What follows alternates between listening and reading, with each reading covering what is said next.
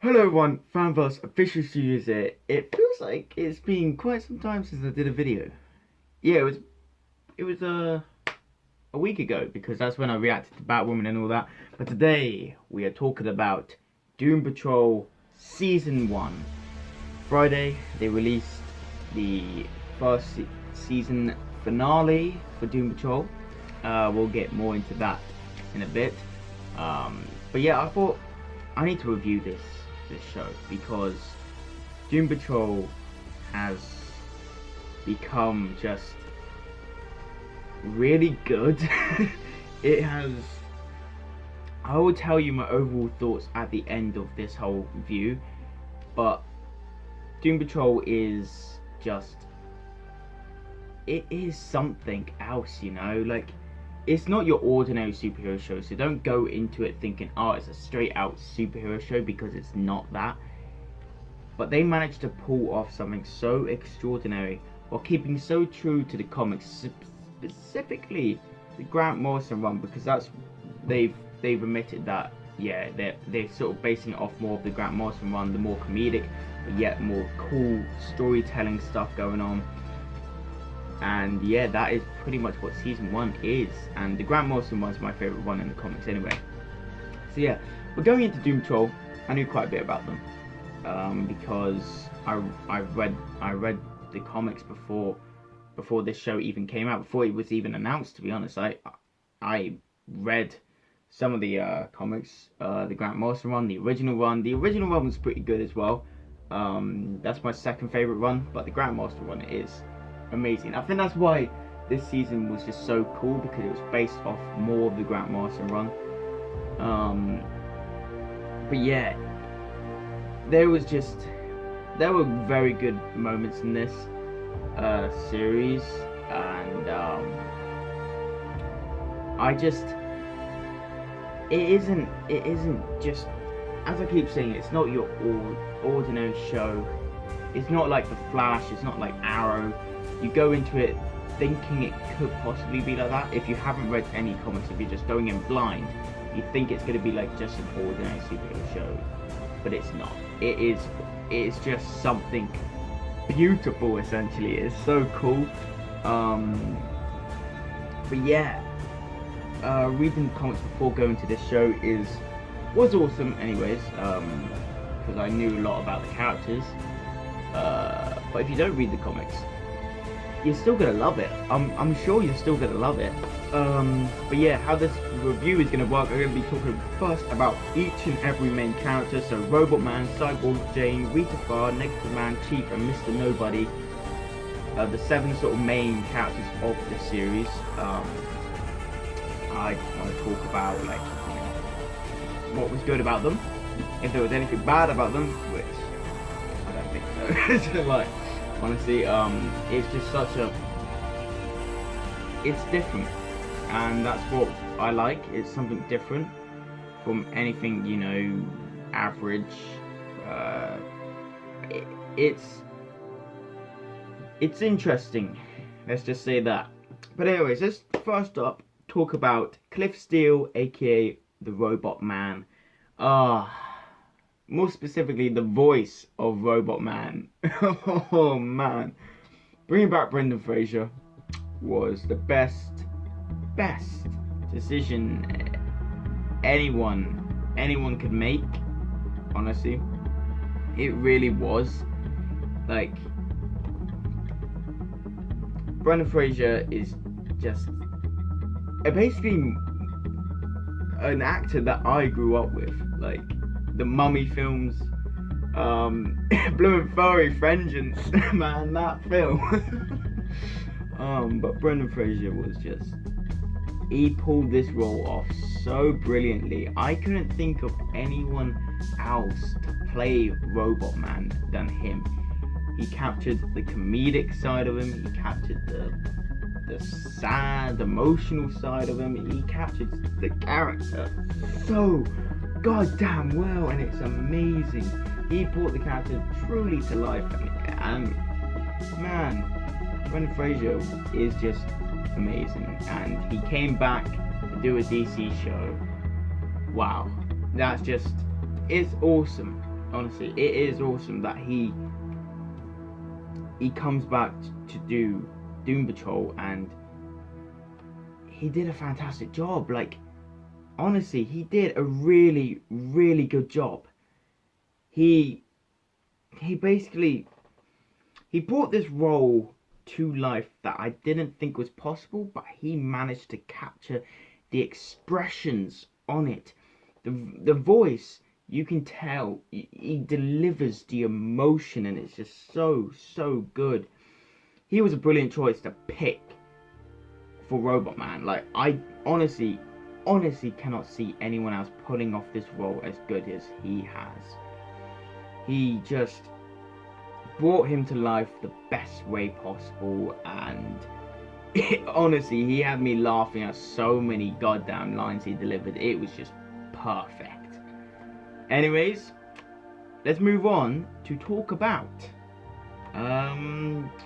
Crazy Jane. Crazy Jane, man. What a brilliant actress, by the way. Just a fantastic actress. Like, she must have had like a way of a time delivering 64 personalities. Well, she didn't, I don't believe they did 64 personalities in season 1. I think they did the main sort of core personalities: the Hangman's Daughter, Hammerhead, Penny Farthing, Flit or Flint. I always get confused. I think it's Flit. Yeah, it's Flit. Another one. What was the other ones? I think we had the Weird Sisters. I think that was in the Underground episode, but that wasn't done by her. We had Driver 8. We had what was the other one? Did we have Miranda in an episode? I think we had Miranda. I can't remember, you know. A lot of stuff happened in this series, but yeah, we had like probably the core sort of personalities coming out. We had Flaming Katie. We had Flaming Katie. We had I think it was Sun Daddy. Is it Sun Daddy? I don't know. I think it's Sun Eater or Sun. There's something called Daddy. What do you know? But she managed to bring like many of her personalities to life and truly show what a brilliant actress she is, you know. Like, her performance in Jane Patrol, the one where Robot Man goes into the underground to try and retrieve Jane after basically her mind sort of, her performance in Jane Patrol showed how talented she truly is. Especially that iconic scene when she was about to jump into the well, and then the sort of jigsaw version of the monster of Arthur, I think it's Arthur Chalice, Kay Chalice's father, comes out, and she does the whole big monologue saying, "I'm not afraid of you," and that scene was straight out of the comics, and it was amazing to see that. I was there like, oh my god, as a massive DC fan, as a comic book fucking nerd, I'm there like, holy shit, this is amazing. I got to see all the similarities in the Underground episode, coming back to the I can't remember what issue it was, but it is the issue's titled Going Underground. But yeah, it was just so perfect, you know. It was perfect as hell. But yeah, she did an amazing job. Anyways, let's move on to Rita Farr. Honestly, this character was just amazing. At the start, I was like, are we gonna get much character development of her? But then we got so much good stuff from this character. I'm like, oh, this is amazing. I honestly, again, I couldn't think of anyone better to play Rita Farr than April. Like, she did a fantastic job. She brought such an amazing performance to the show. especially, I just wanna say, talk about the heartbreaking monologue she did in the episode Flex Patrol. Oh, that was amazing. When she was talking to the old guy, like, man, that turned out to be Mr. Nobody. Like, man, that scene got me. It got me a big time. Had so many great moments as well. This character, she just truly brought the iconic Elastigirl to life. Yeah, we may have not called her Elastigirl, but she was brilliant in it. The actress just gave a fantastic performance, and it's just her backstory. I really enjoyed looking into in this show as well. Like, it was really cool. Anyways, let's move on to Larry Trainor, Negative Man. Matt. He gave this character everything. They changed his backstory a tiny bit. They made him gay, which I had no problem with. It added actually quite good character development, especially in that episode. I can't remember which one it was called, but if you've seen the show, you'll know what I'm going to be about to talk about. When Larry Trainor, Negative Man, visits the house of his ex-boyfriend.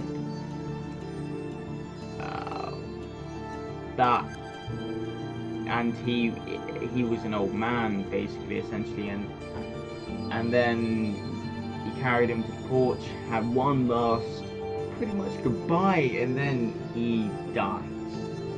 And Negative Man, I think he said, I can't remember what he said. You can rest now? No, that's Iron Man. I can't remember what he said, but it hit the heartstrings, and then they played some sad music. Man, they played some sad music. It was heartbreaking, honestly. Brilliant actor as well, fantastic. A standout point to this character was in the episode Danny Patrol. It will forever be a standout point where he was singing, and it was just brilliant. The singing scene was fantastic in Danny Patrol. It was just so cool to see, and so cool to see Danny as well. Anyways, let's move on to Cyborg.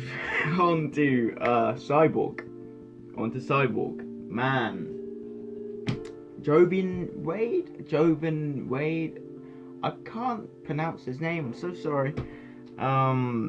But he also played Rigsy in Doctor Who season 8 and 9. So yeah, that was cool to see. Everything about his performance as Cyborg was brilliant.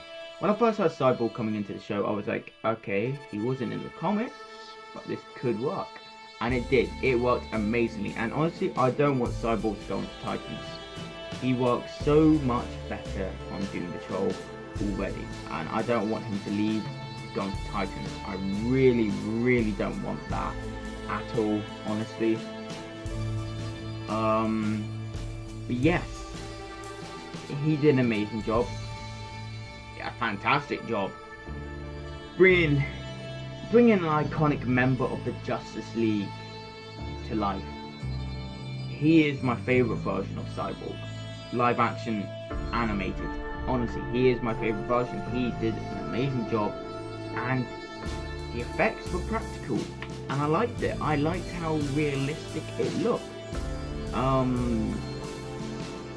I'm really happy they casted him because he just did an amazing job, honestly. Let's move on to Timothy Dalton. Niles Calder, Chief. Timothy Dalton, man, I'm so happy that they brought this amazing actor into this show. My favourite James Bond, by the way.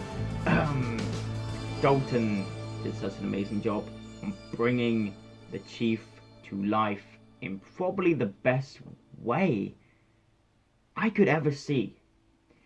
Like, you look at the comic counterpart and then you look at Timothy Dalton, you merge them together, they're the same people. They look similar. It's so crazy and awesome. Like, there is honestly just nobody I would pick to become the Chief, because he resembled the comic version so much, and it felt like I was actually watching a comic book. It was just awesome. Yeah, Timothy Dalton wasn't in this series every single episode, but it wasn't about him. It was about the core Doom Patrol members. But Timothy Dalton, every time he appeared, he did fantastically, and Doom Patrol honestly brought back some of the good actors back into light again, and I'm just happy Timothy Dalton was on it. Finally. Let's talk about the amazing big bad of season 1, Mr. Nobody. Mr. Nobody. When I first heard about Mr. Nobody was coming into this show, I was surprised, because I was like, how are they going to make his design? Because in the comics, he is a strange design.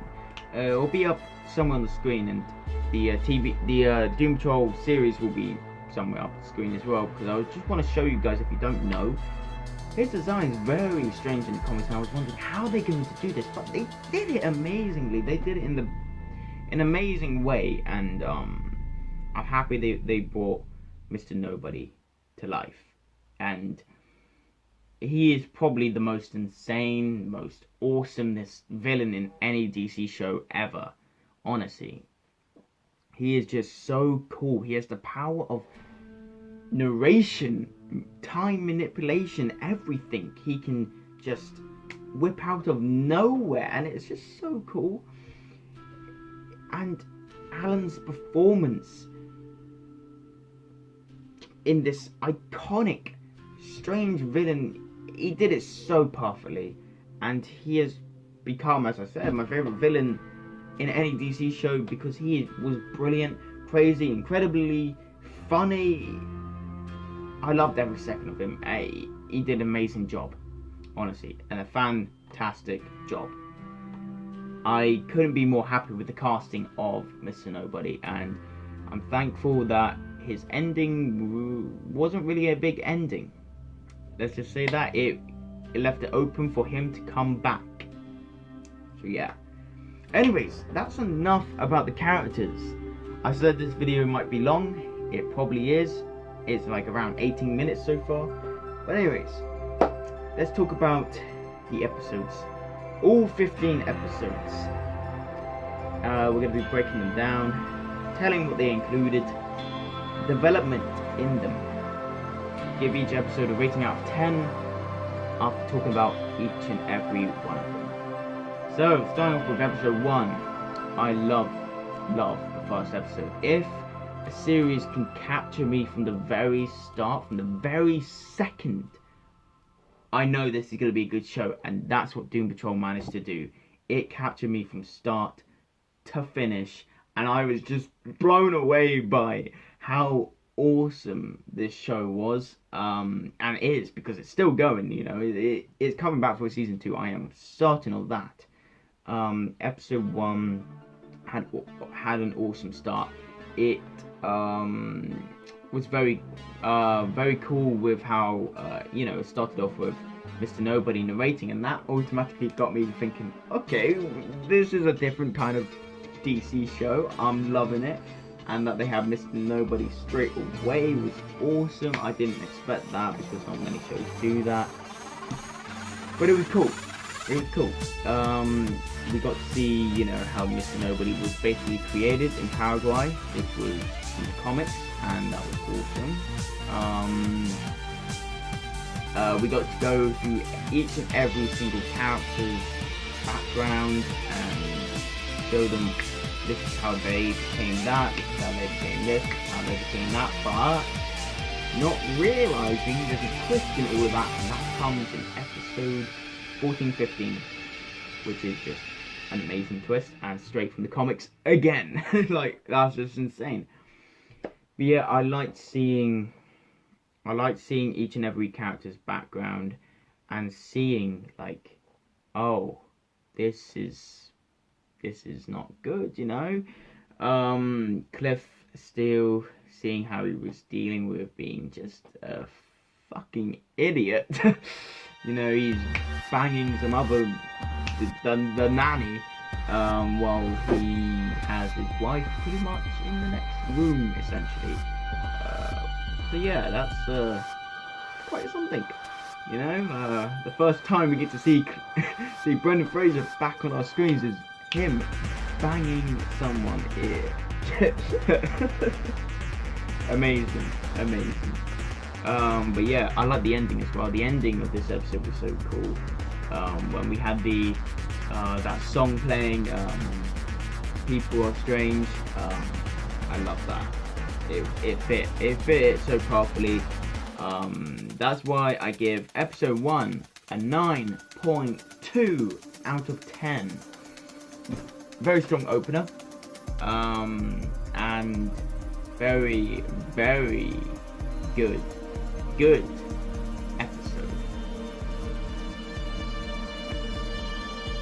Moving on to episode 2, titled Donkey Patrol.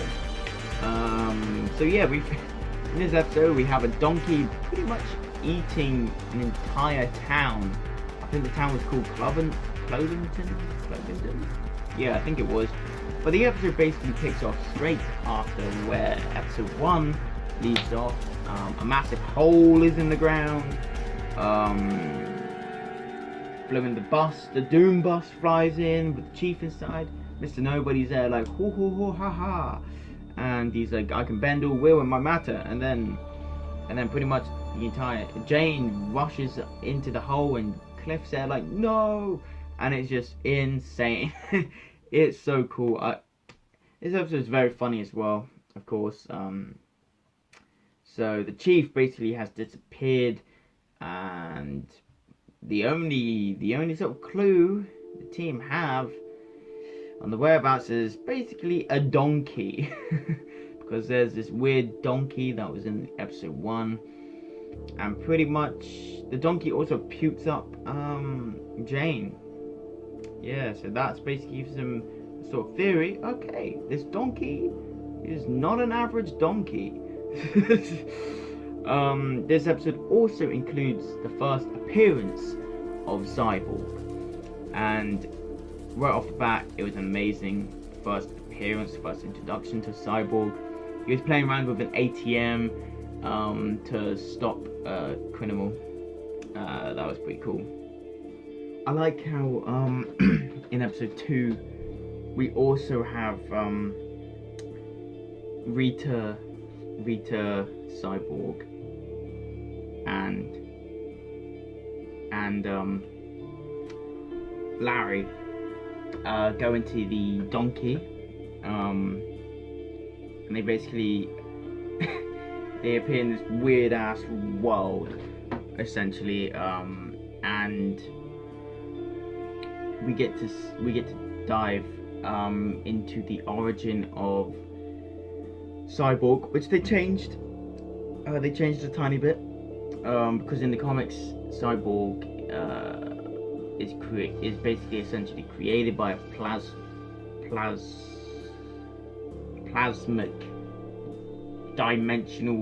interdimensional creature that comes out of this portal, and it's a long story. But yeah, I really like this episode. It was a good second episode. Not as strong as the first episode, but it was still good, and I gave it a strong 9 out of 10. That's right, 9 out of 10. So we've still got 2 basically in the 9s at the moment. But anyways, let's move on to episode 3, titled The Puppet Patrol. Very can I just say, I love how every episode is called something Patrol. That's an amazing way of doing it. I really like that.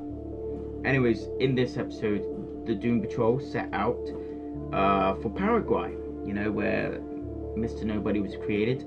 And they And there they discover a Nazi doctor who created Mr. Nobody, and the connection between the chief and the two villains are sort of reminiscent there. And through that they meet a guy who is soon to become the animal, vegetable, mineral man. I love that villain. He is so goddamn cool. In the worst way possible, you know.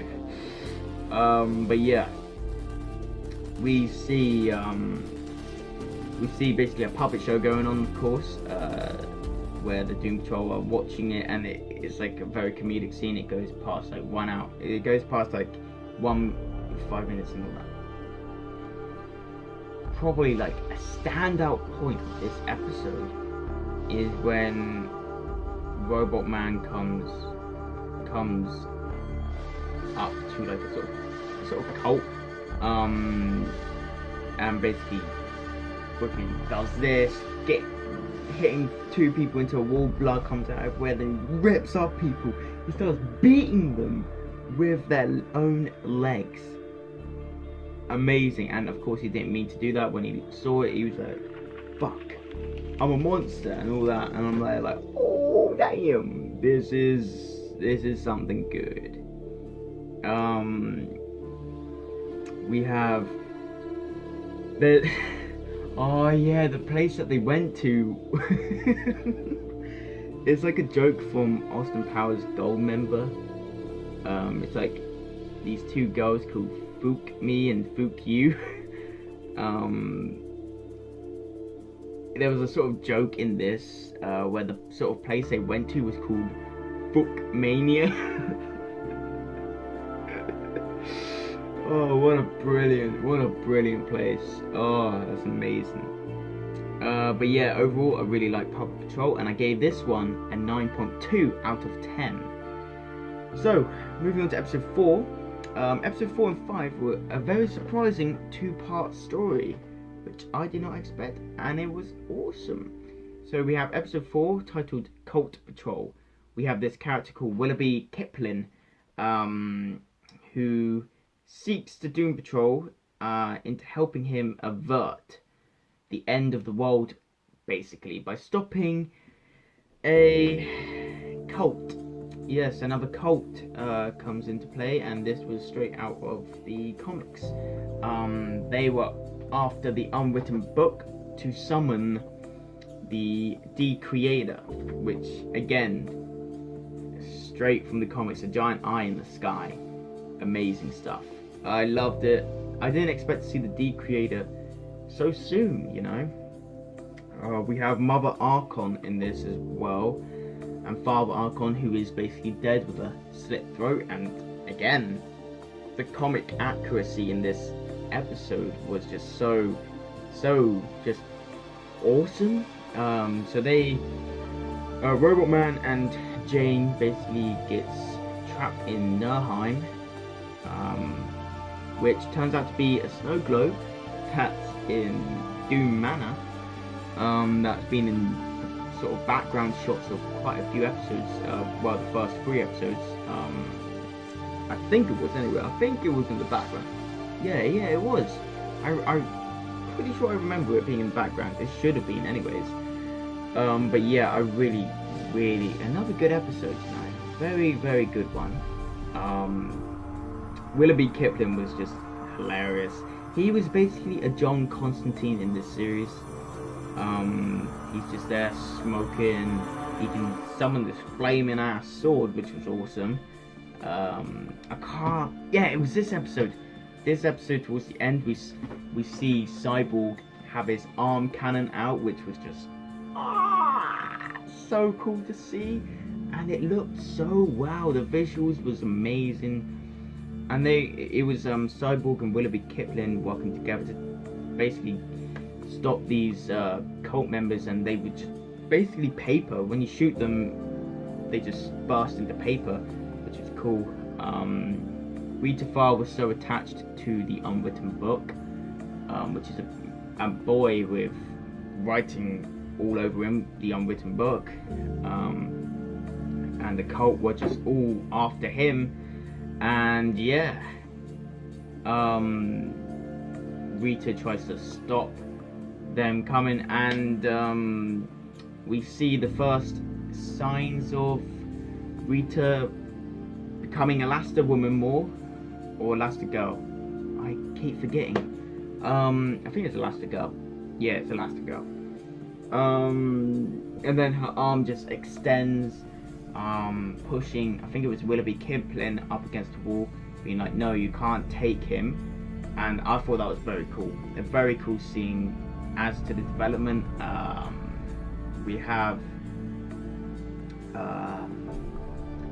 the ending. The cliffhanger was where the unwritten book was being finished, and the creator comes in the sky, and it was awesome. And the cliffhanger just ends with them looking up in the sky saying, oh, this is the end, this is it for us. Yeah. Another good thing in these 2 episodes, the development between Jane and Cliff just breaks my heart. Anyways, this episode I gave a 8.9 out of 10. Not quite a 9, but it almost got there. But it was an 8.9 out of 10. Moving on to episode 5, the second part to this 2-part storyline, Paw Patrol. The reason why episode 5 is called Paw Patrol, because it turns out the dog has the book and they need to summon the Recreator to recreate everyone that died from the Decreator, and it basically ends off with a staring contest with 2 eyes in the sky. Only Doom Patrol can do such a thing like that. Man, it was amazing. There were really good, very, very good moments between Robot Man and Jane in this episode that just really were so good. Every time like Jane was mad at Robot Man, I just felt so bad for him, because although you can't see the facial expressions of Robot Man, you can feel the emotions with that, you know, and it's just so cool. But anyways, not much to talk about for episode 5. I wanna try and get through these episodes quick now, because like I don't want this video to be really long, you know. But yeah. Anyways, I gave episode 5 a strong 9 out of 10. Actually, there's one thing I really want to talk about. The ending of this episode was so good. Mr. Nobody manipulated time again. Niles Caulder has been back. Mr. Nobody was trying to get the chief back again. So Cyborg has his arm cannon out, and I'm there like, holy shit. And there was a sad scene where Niles told Jane to stop coming closer, and then basically Mr. Nobody grabbed Lemon Niles, throws him into a portal, and then Cyborg's there like has his arm cannon left on, and Mr. Nobody was like, what Vic didn't know that he had his arm cannon left on. I'm there like, holy shit. And then Miss Nobody appeared behind Vic and said, goodbye, Vic. And like, and then explosions happened, and Cyborg's arm cannon overloaded, and it blasted everyone back, and that was an amazing scene. But yeah, episode 5, 9 out of 10. Episode 6, titled Doom Patrol Patrol. Oh my god. Yeah, in this episode we see Jane, Rita and Larry searching for a mysterious team called Doom Patrol, and we get to discover the original Doom Patrol members. the original Doom Patrol, who came up against Mr. Nobody before, but ultimately perished, and their sort of minds sort of weren't with it, shall we say. And this episode was very trippy, you know. They were in this house that felt like it was haunted, but it wasn't. It was all under the mind of Mento, who was trying to create this perfect world. Like, nothing ever happened, but it did. And then when the sort of mind is broken, you get this just sort of darkness, and it was very good, you know. It was a very good episode, and it was just, there was just something about it that just, it felt really sad, you know. Like, Mr. Nobody basically broke these people, and it just was wow. There's not much to say other than, like, there was a lot of development in this episode, which was cool. But yeah, episode 6, titled Doom Patrol, gave 9.1 out of 10. As you can see, I am giving most episodes 9s because they bloody deserve it. But yeah, moving on to episode 7, titled Therapy Patrol. This episode was just batshit crazy, honestly. Cliff is having violent outbursts, and we don't know why until, you know, later on in the episode. So after the outbursts, the team engages in some self-led group therapy, which leads to some growth within the group as they become closer together. But the reason why Cliff has some outbursts, he has a rat stuck inside, I think it's a neural tank that he has, and the rat is called Admiral Riskus. That is pretty much controlled by Mr. Nobody, essentially, and it was honestly absolutely brilliant.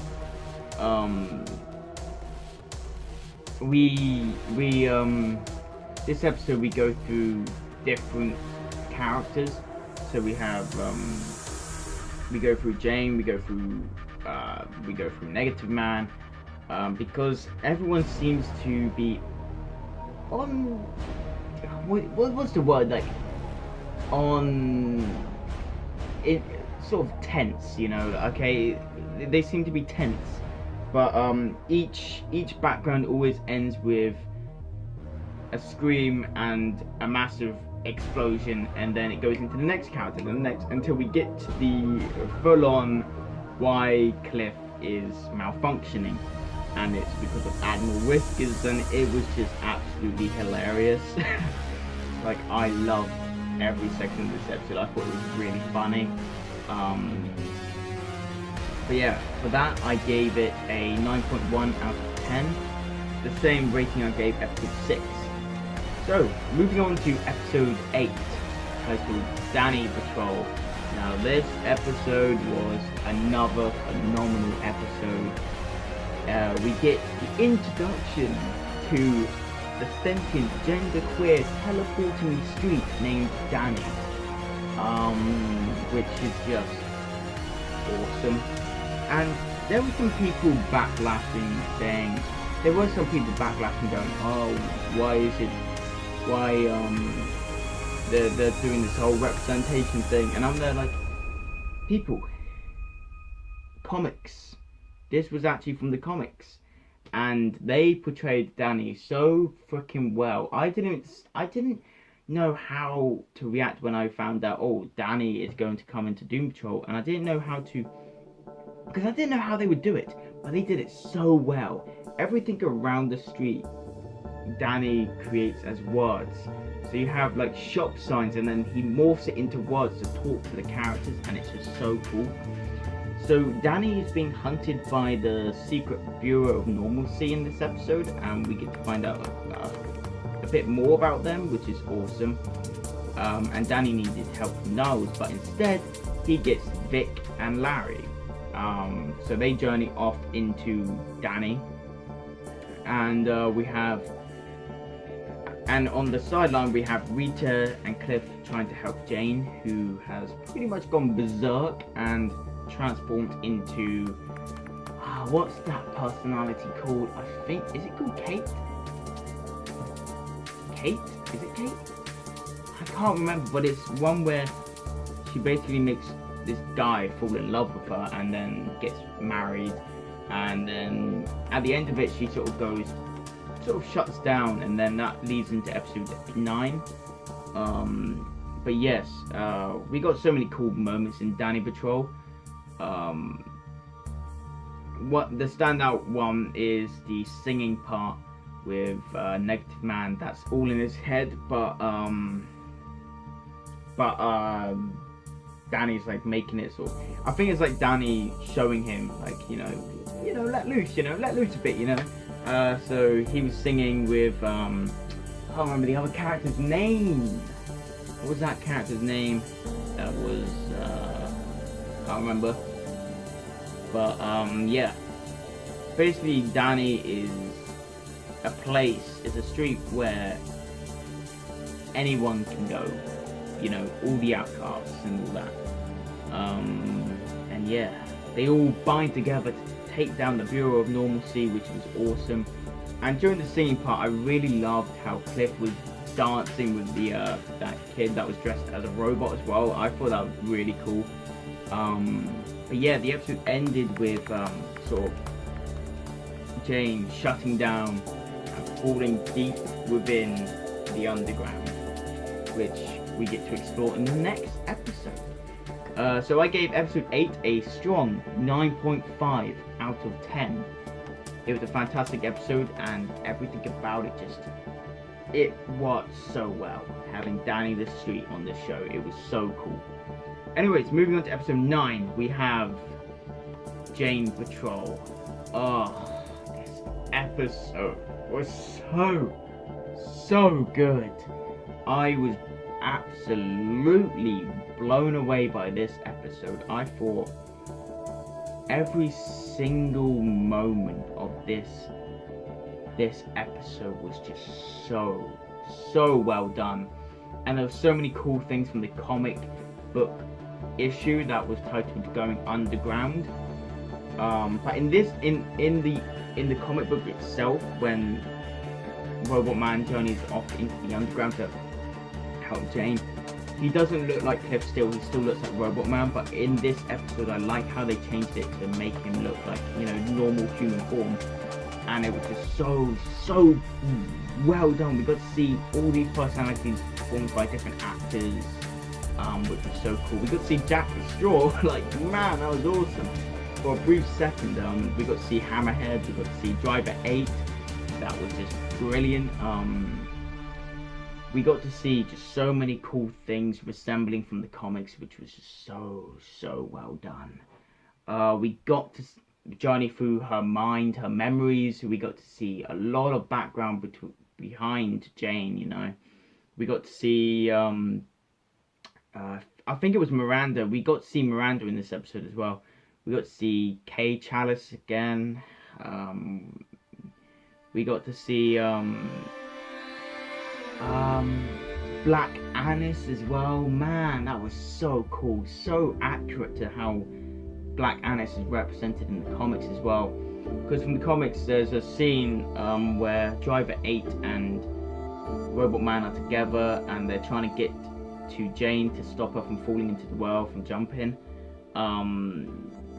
Sort of like how it is in the show, but it's Penny Farthing and Robot Man. We got to see in the comics Black Annis saying no man shall be allowed to pass, and that's exactly what it was like in the show. And then Robot Man kept saying, oh, he's not a man, just like what happens in the show. But in the show he rips himself apart, showing his robot self, and I really liked that. It was so cool, and it was so so powerful, you know. It was really, really freaking powerful, and I just loved every second of that moment. And the standout point was the well scene where Arthur Childers comes out like a blooming jigsaw monster, and then Jane's doing that whole monologue saying, "I'm not afraid of you." Like I said before, straight from the comics. Amazing scene. And yeah, very good episode. I gave this one a very, very strong 9.6 out of 10. So moving on to episode 10, which is probably the weakest episode of the series, but still a good episode. It gave us a lot of development for Now It's Colder as well in this episode, which is pretty cool. It's titled Hair Patrol. We have the frickin' the bloody first appearance of Beard Hunter. I never thought I would ever see a live action version of Beard Hunter, but we have. And this episode takes place, which is very awesome, when Robot Man is in the underground trying to save Jane. So this is what happens. This is what was happening on the surface when Cliff was in the underground, which I thought was cool. So yeah, Vic and Rita have to deal with this dangerous man known as the Beard Hunter, who has been basically activated by the Bureau of Normalcy to find Niles Colder. And how he does that is he eats beard hair. That's right. It was gross, but it was awesome at the same time. In this episode, we got to see sort of malfunctioning happening with Grid that's inside of Vic. And Grid, if you lot know from the comics, is probably the biggest enemy of Cyborg. So we were getting towards that Grid taking over phase. I think that's going to happen in season 2, which will be cool. But yeah, we got to see some cool development between Cyborg and Rita. I thought it was awesome. We got to see, I think, yeah, it was this episode where we saw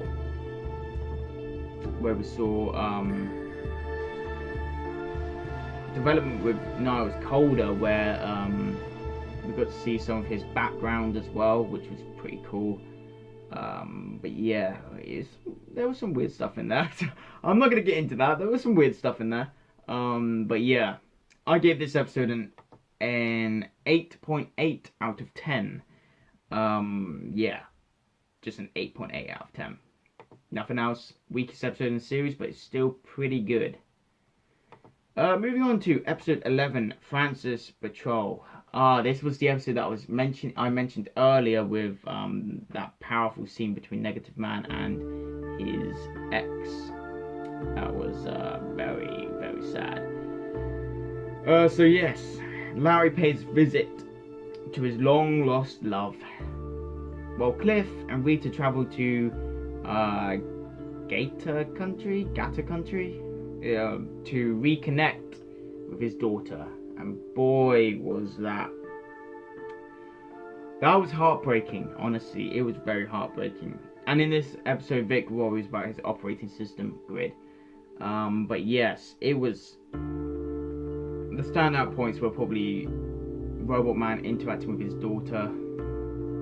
It was so sad, man. But yeah, the reason why they traveled to Gator Country was because Bump, I think his name was Bump, died by was it a crocodile or alligator? But yeah, by Francis got eaten. The watch, and it was Robot Man's destiny to go and fetch the watch from the alligator crocodile thing. I can't remember which one it was, but yes, that named Francis. And yeah, there was a powerful scene because Robot Man never really told Clara, who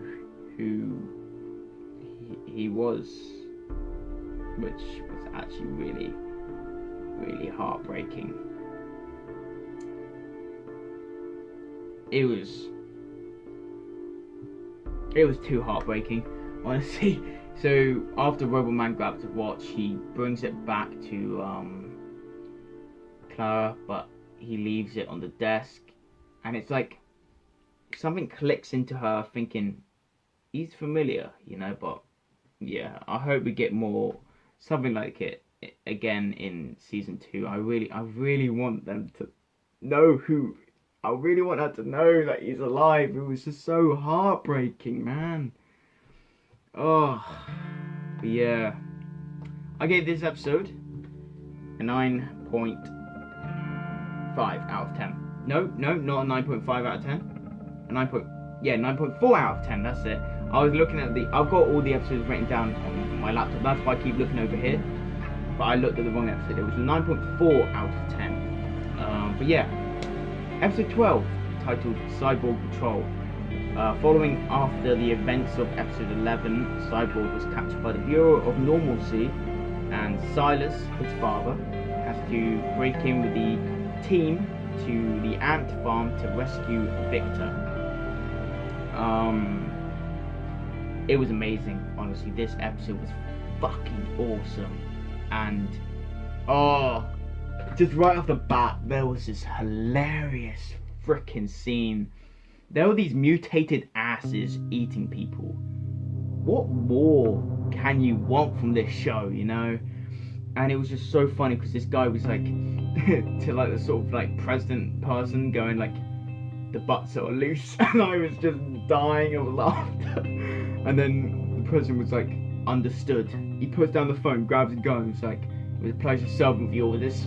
Kills himself, and I'm there like, what is going on? This is amazing. Seeing fucking mutated asses eating people was amazing. Just so good. And we got to see the ending. Let me just talk about the ending. Holy shit, the ending. Oh, the ending. The ending was so shocking. I was so surprised. Victor was, throughout this episode, sort of turning insane. He sees his father, he starts beating him down. Beating him. Until he's like hardly breathing.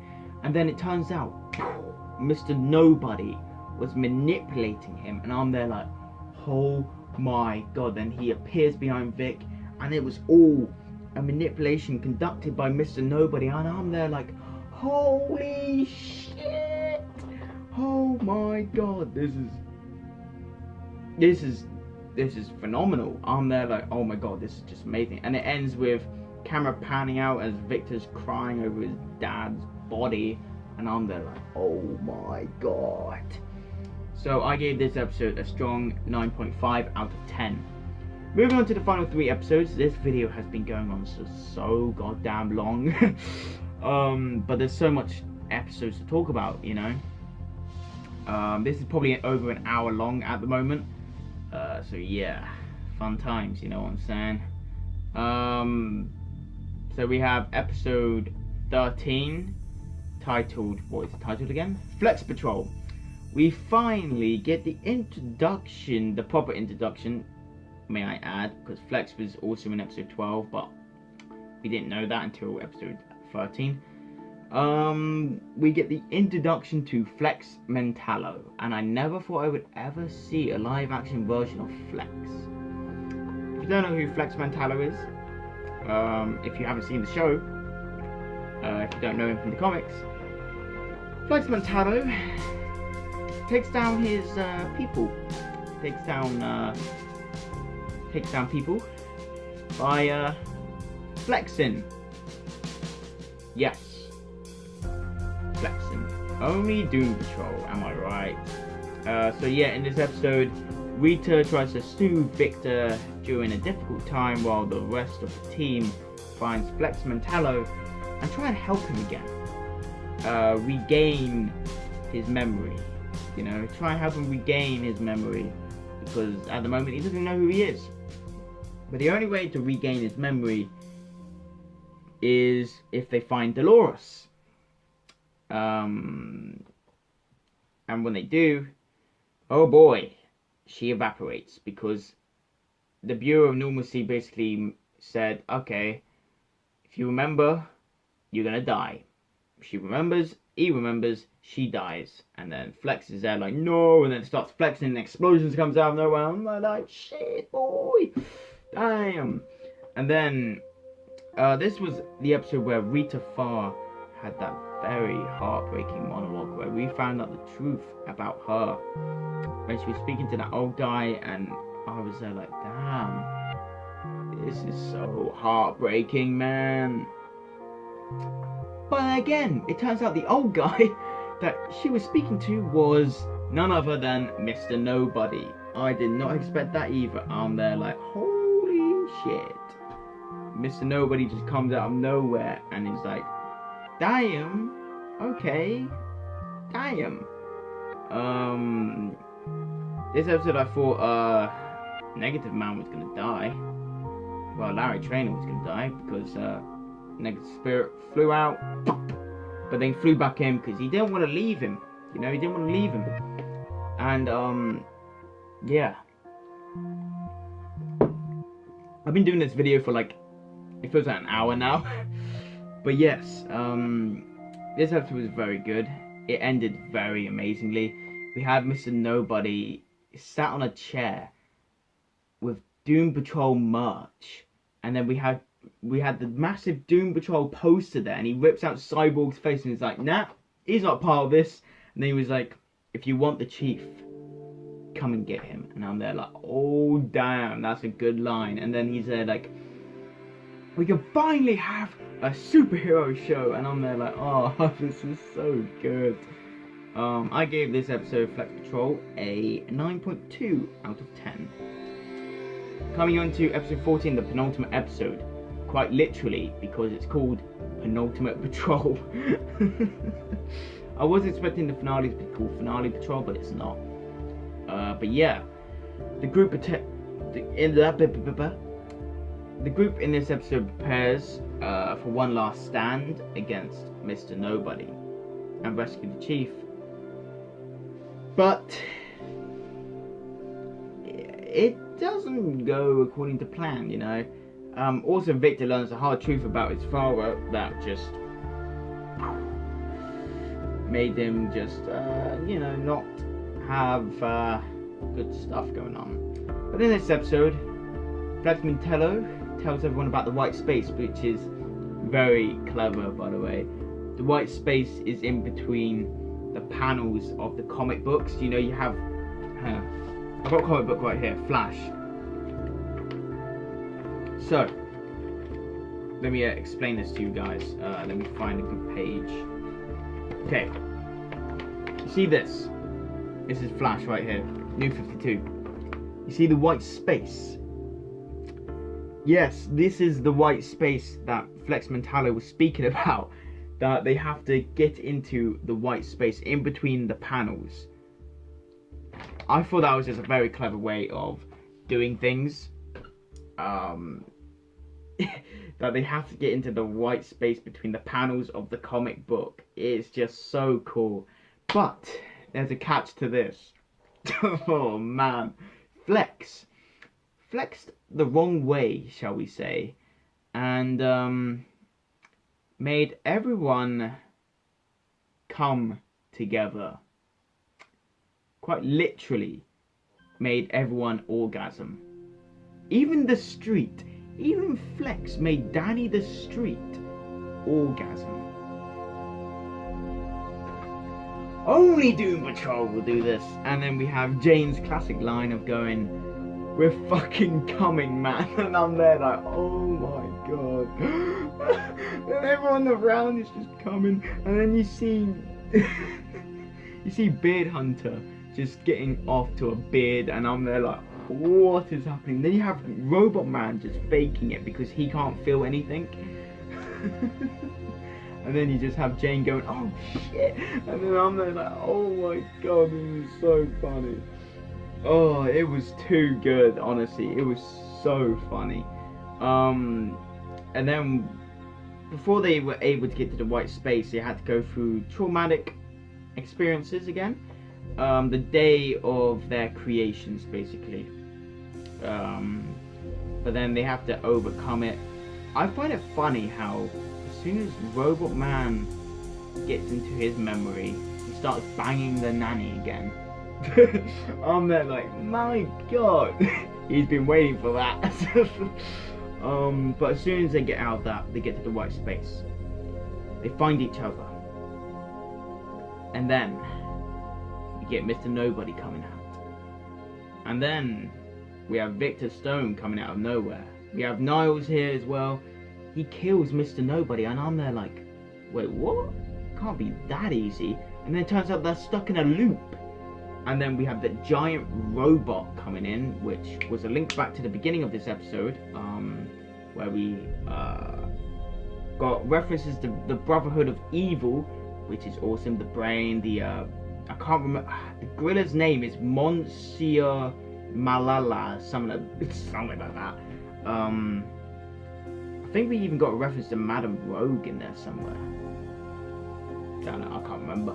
But yeah, it was just so cool.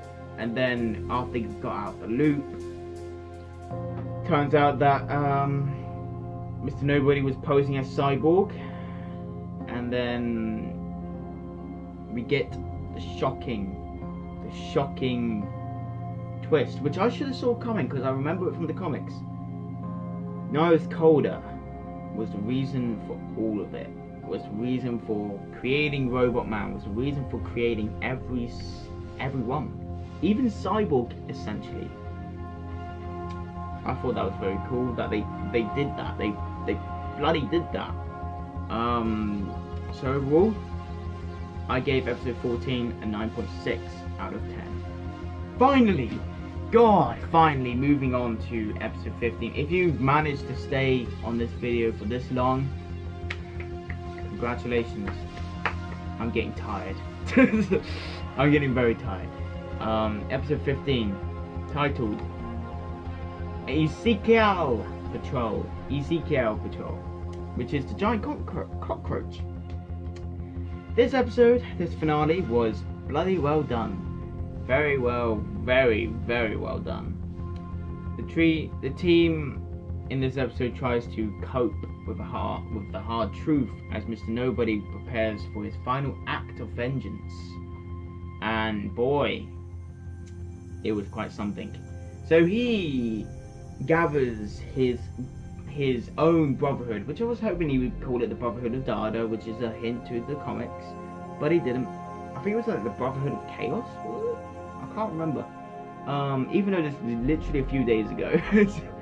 But we got to see Danny the Street in ruins. Mr. Nobody trapped Danny the Street in a painting. Very reminiscent of what comes later. We get to see We get to see for some reason Flex just disappeared. I don't know where he went off to. We got to see Ezekiel, the giant cockroach, literally giant cockroach now. We got to see the giant Admiral Whiskers rat come back, and he just ate Robot Man. And okay, that was a really weird ass scene. We got to see a rat and a cockroach use tongues. Again, only Doom Patrol would do such a thing. Oh my god.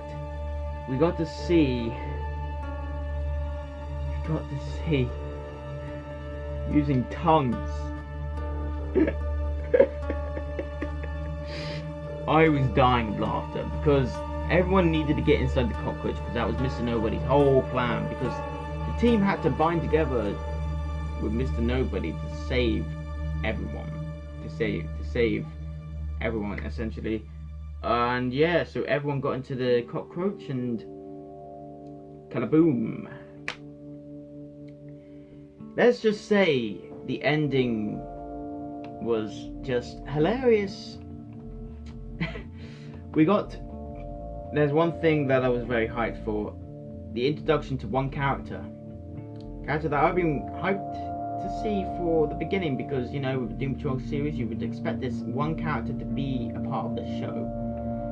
And she's finally been introduced, but not properly introduced because we didn't see her face. Niles Calder's daughter. The Dorothy Spinner. Now in the comics, if you don't know who Dorothy Spinner is, she brings all of her imaginary friends alive. She had a very dark background, and I'm very happy that they finally brought her into the show. But we didn't get to see much of her. We have Danny the Street reduced to Danny the Brick now. And the episode ended with Vic, Cyborg, Robot Man, Rita Farr, Jane, Niles Calder, and Dorothy Spinner all shrunk down. Just all shrunk. And we have Negative Man walking over like, guys, we have a little situation here, because everyone else is small, but Negative Man's there like normal size. And then Robot Man's like, oh, what the fuck? And then it ended with the camera panning over to Mr. Nobody and Beard Hunter trapped in a painting. And that's very reminiscent to the comics, because Mr. Nobody, on their first sort of battle in the issue the painting that ate Paris, in the sort of Painting That Ain't Paris storyline, Mr. Nobody gets trapped inside a painting with the battle of the Fifth Horseman. And if they're gonna somehow do the comic book storyline where on how he escapes the painting, that will be awesome. He runs for president, let's just say that, and I can see that happening, because around the time season 2 comes out, I think there'll be some stuff like that happening in the actual real world and stuff. So yeah, I think that'd be pretty cool. I gave episode 15, the finale, a 9.6 out of 10, making it the same rating as episode 14 as well. So yes, thank you all for sticking by me with this video. It's definitely over an hour long, but there was just so much stuff I can talk about for this show, because it was phenomenal. And I don't give shows 10 out of 10s. I don't even give the Flash series 10 out of 10s. The Doom Patrol, it is the best DC TV show of all time. It's the best superhero show of all time. If you haven't watched it, go and fucking watch it. It is mind-blowingly amazing. And for that, I gave Doom Patrol Season 1 a fat, strong 10 out of 10. I never thought I would ever give a show 10 out of 10. I don't give Doctor Who 10 out of 10. This is my favourite show of all time now. Like, honestly, it's brilliant. It is fantastic, and I'm so happy they finally did a Doom Patrol show. They brought them out from the light, because not many people really liked them from the comics for some reason. The Grant Morrison one was just so good. But yeah, it was so good. But anyways, thank you all for watching. Drop some likes on this video if you enjoyed it. I hope you like the longer videos. I'm not really used to doing longer videos. I feel like people will tune out if it's a long video, but it's a review and I have to review all 15 episodes. Season 2, I will be doing reactions to it. I have to do reactions to it. But this, because season 1, like, I just wanted to see if it was good, and it was very good, as you saw, 10 out of 10. But yeah, season 2, I'll probably do reactions to it. Let me know in the comments below if you want me to do reactions to Swamp Thing. I might do it, I might not. I'm definitely watching Swamp Thing, of course, but let me know in the comments if you want me to do reactions to Swamp Thing, because I need new videos to do as well, so I might do Swamp Thing reactions. I might do it. If you want that, then I'll do it. Anyways, thank you for watching. I'll see you in the next one. Peace.